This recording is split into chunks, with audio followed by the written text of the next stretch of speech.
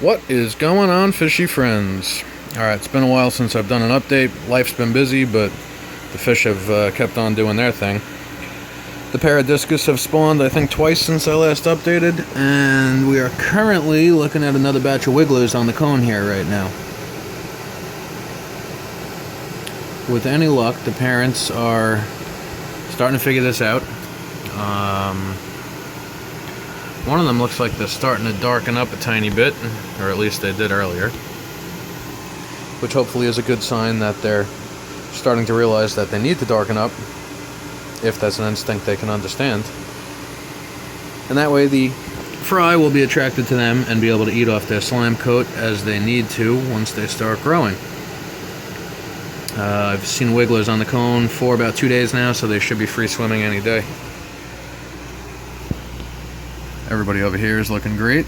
These guys are still growing at what seems to be a pretty good rate. Their markings are coming in, their coloration is coming in. This was the cross between two Kenny's Discus, a Rafflesia and a Penang Eruption, which is a pigeon blood and a non-pigeon blood based discus. And breeding them can be iffy sometimes. Sometimes they can come out not looking so good, but these fish are looking pretty good. Slight bit of peppering, but the majority of it is peppering, outlining the fins of the fish basically, which I don't think looks so bad.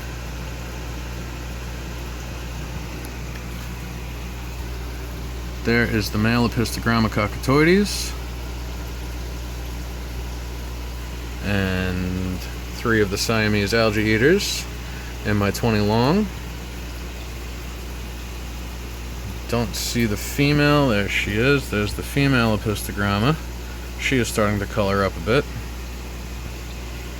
Earlier this week I had put about 8 neon tetras in here, but I often forget when I get new fish, especially fish that aren't so hardy, that they're probably not used to CO2 and definitely not used to high levels of CO2, and those neons didn't make it too long.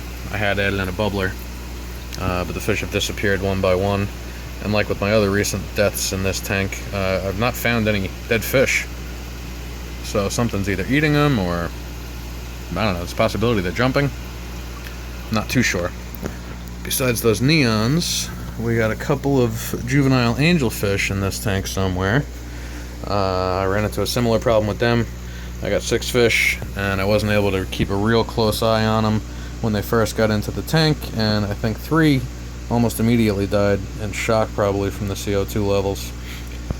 I had the rest in a breeder box, the remaining 3 for the last week or so, and just released them today. There's one of my Amano shrimp. That guy's a monster. But I don't see the juvenile angels right now. There's one of them. Oh, there's the other one behind them. And there's a third black one somewhere. Can't get in here. Let's see.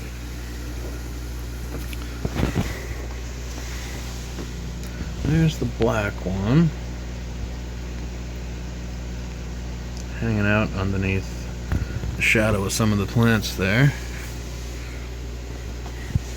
They are still hanging out at the surface, but they're not gasping for air necessarily. This tank is doing pretty well. It's tough to film. It's a bad glare on it from the light at the top. That's a little better, I think.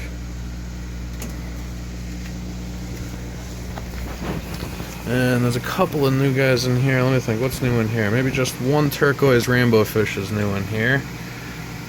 That one right there in the middle. I'm going towards the back now.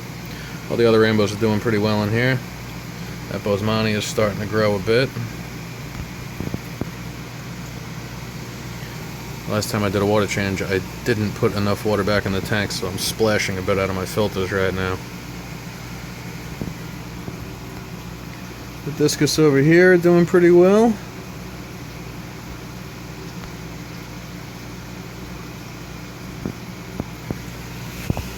And hopefully we'll have some new news to report on these guys in the next few days. They are finally eating well for me now too, with the freeze-dried blackworms. Alright guys, I'll check back in soon.